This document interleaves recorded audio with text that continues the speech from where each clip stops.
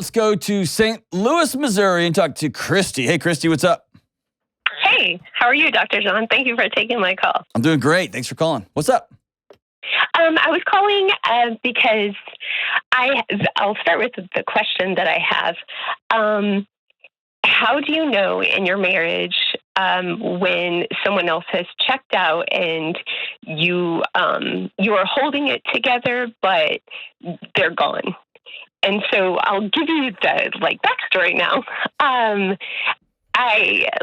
My husband and I have been married 20 years, and we had a great dating relationship, just doing fun stuff, totally active, hiking and caving and catching lightning bugs and just all kinds of fun stuff. Shortly into our marriage, we had what I didn't realize was a communication problem.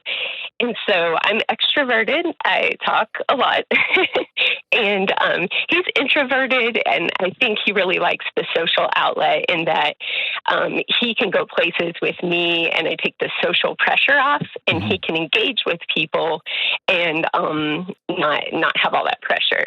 And so we've had a lot of outside problems with our marriage, just as far as we've had deployments, started a business, we've had court battles, we've had a sick child who was in the hospital for it could have been terminal, and it lasted for years, his condition, which is now better. And so we have been through a lot together. We started a business 8 years ago, or he did. It was his baby, and I'm all in.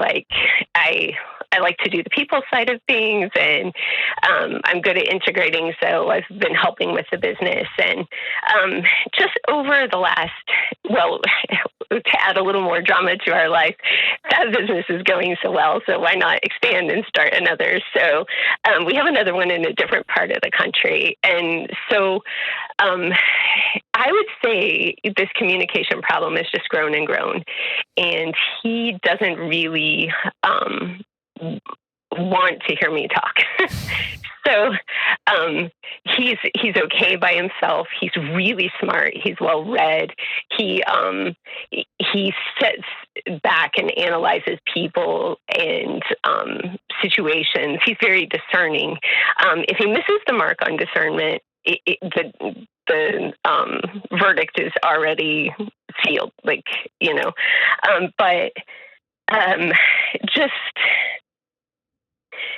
He is my best friend.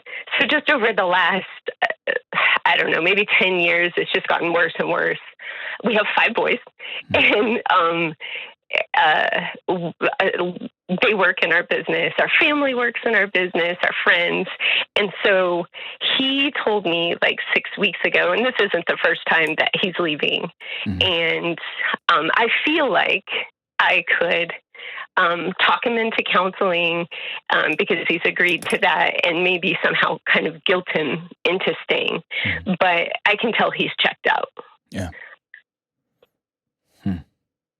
I'm sorry. Thanks. I hate that. Saying that out loud's hard, huh? Yeah. When he told you he's leaving, what was the context there? It's really funny. Yeah, it sounds hilarious, Christy. So it was over an ice chest, but I know that it's not over an ice chest. For him, I can tell you from his side what it feels like is a respect issue. That if I had enough respect, I would just be quiet. So what I would tell you is you are married to a very bold, immature child. And Okay. that's probably the last thing you think. And if he was sitting here, I would tell him the same thing, that I love him. But the way he's chosen to handle the world is to take his ball and go home. And if anybody doesn't want to play with the rules that he's set up for the game, then I'm just going to cut them out of my life. Which you're free to do, but it's what children do. Yeah. Adults, especially adults in committed relationships, sit down and say, hey, I made a judgment about a thing and I may be wrong. Or my judgment may be right, but my response to that judgment is killing me. and it's killing the people that I love. So I'm gonna do some different things. I want to do some different things together. And my guess is whether he saw stuff overseas or people deal with drama differently, people deal with heartache and heartbreak and stress and trauma differently. There's a little 9-year-old kid inside or a little 14-year-old boy inside that's been at war for a long, long time who's exhausted. Yeah. And it feels like he's been pulling a plow for a long, long time. And I'm just going to quit pulling the plow. So to answer your original question, how do you know when somebody's checked out? You know when somebody's checked out. Right? That's not really the question. Sounds like your question is, what am I supposed to do now? Right. And my guess is you've heard me say this before, you've been sharing a bed with a guy where you've been 2 inches apart from him, but y'all have been 5,000 miles away from each other for a long, long time. Yeah. And the question is, do y'all want to put on your explorer hats and your snow boots and go on a great adventure to reconnect over a long bridge that y'all got to build on the way? Or y'all going to go your separate ways? Right. And the unfortunate part is you can claw and climb and walk halfway through Siberia, but the other person's got to make that journey on their side. Right. And guilt will get somebody so far, but it doesn't get them all the way there. All right. Yeah.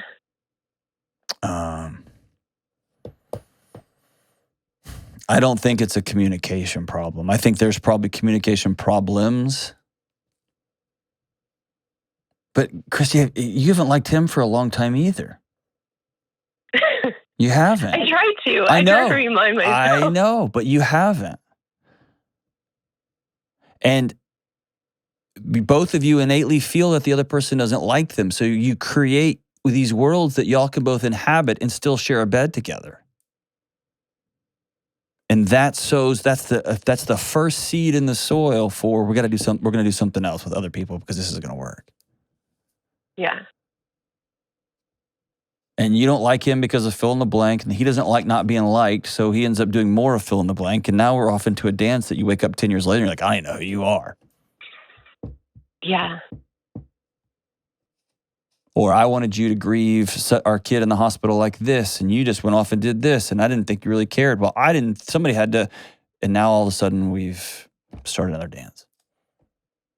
So you started the whole call. Hey, so here's the only path forward, okay? And I don't say this dramatically. This is your single shot, okay?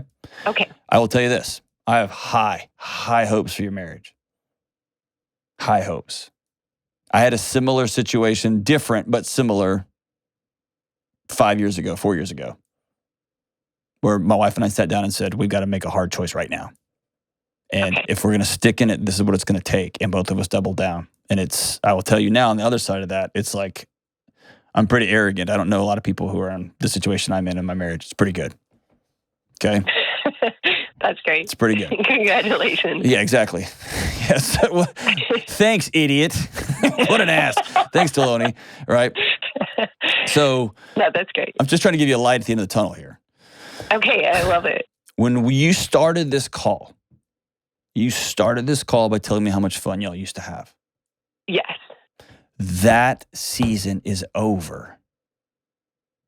And the more you try to make in the present what used to be, the more you hold up an impossible mirror to you and your husband. We don't look like that anymore. We don't look like, it's like the 40-year-old woman who doesn't look like she's 18 anymore. Of course not.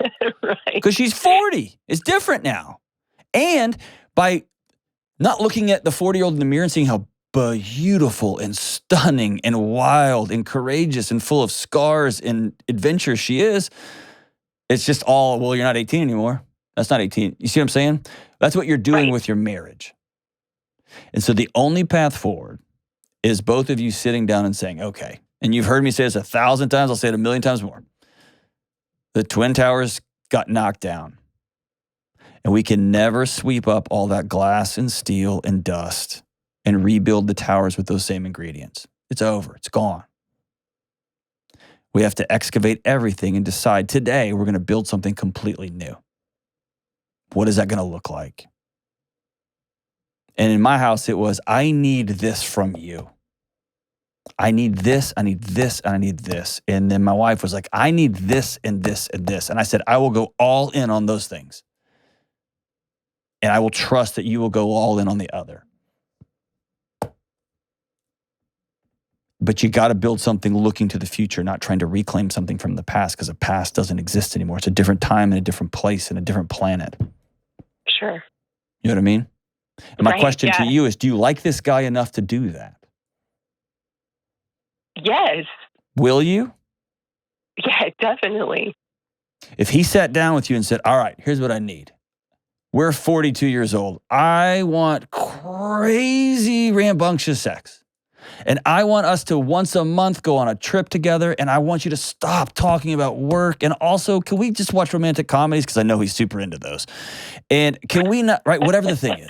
And you, vice versa, saying, what I really need is when you get home, you're off the phone, and you're just going to talk to me. You know what one of the things my wife needed?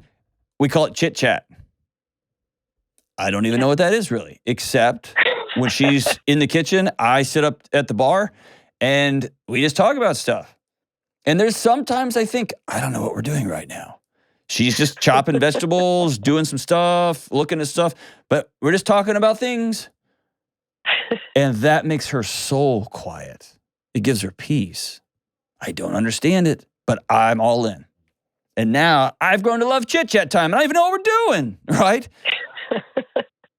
That's great. You see what I'm saying? Yes. It doesn't have to overcomplicate it. It's just, here's what I need right now. And then here's the cool part and the annoying part. In 3 years, your needs will be all different again. And this will become a part of the rhythm of your life is, what do you need in this season? What do you need in this season? And the adventure is not, I got to get all my needs met. The adventure is, dude, I'm going to go over the top to meet your needs because you're going over the top to meet mine. I'm going to meet all of your needs so that you can meet mine. It sounds transactional, but it's not. It's deepening this thing. But it starts with sitting it down and saying, okay, the towers fell over. Are you in this to rebuild something new with me? And here's where that's a scary, vulnerable conversation, Christy. He may say no. Okay. He may say no. But he might say yes. Is that fair? Yeah, it really is. And then a part of the path going forward is, like, New York City didn't just rebuild it. They had to go get experts, right? So you may need a marriage counselor to teach y'all how to, when I say this, my need out loud, I automatically feel angry, and I don't want to feel angry. And when I feel angry, then you feel mad that I'm angry, and they'll help you with some of the dances, right? It's just, a therapist is a dance coach. I'm going to teach y'all how to interact with each other and move throughout your day a little bit differently. But I got real high hopes if we sit down and have that conversation. Okay? And he's going to have to agree. I'm going to act like an adult moving forward. I'm not going to take my ball and just go home every time. Yeah. What if the answer is vague? I mean, do I read into it, or do I just take it as a no? Say what more time? What if the answer is vague? Do I just read into it? No. That's the communication issue. Both of you are getting into each other's heads. Fundamental attribution error, they call it in the nerd world. I'm going to get into your head and think why you just did what you just did, and I'm going to judge you based on why I think you did what you just did. Okay. Get out of each other's heads. What if the answer is vague? We don't do vague anymore. Your relationship doesn't have time for vague. Right. Right? Vague is a screen in front of your oxygen mask. I don't got time for that. I need oxygen now. Yeah. The question is, will you build something new with me? Because if you're in, it starts tomorrow at 5 a.m. Okay. We're going to go for a walk. And maybe you do the hard work and say up front and say, here's 3 things I need. Okay. And here's 3 things I'm willing to do. And by the way, Christy, as someone who talks a lot, I'm a lot. You know what I mean? So when my wife needs quiet time, I understand it because I'm a lot. I don't feel like I am, but everyone's look on their face around me assures me that I am. Okay? Yes. So some of that, I have to go deal with my own counseling. I got to figure out my own stuff because I bring a lot of my stuff, and you're going to have to do that too. Okay? Okay. But the whole enterprise here is a risk. I think you're worth the risk. I think he's worth the risk. I think 20 years and your 5 boys are worth the risk. I think all of it is worth the risk. And the beauty on the other side of this thing can be something unimaginable. Yes, I believe that. Okay? There can't be any more hedging from this point forward. Okay? Okay. You can't go halfway. You can't have sort of a talk. You can't have a vague talk. You got to go all in. Okay. Is that cool? Yeah. Will you let me know how helpful. that goes? I sure will. Thank you. Cool. Oh, by the way, I called him a child. You're kind of one too, right? Is that fair?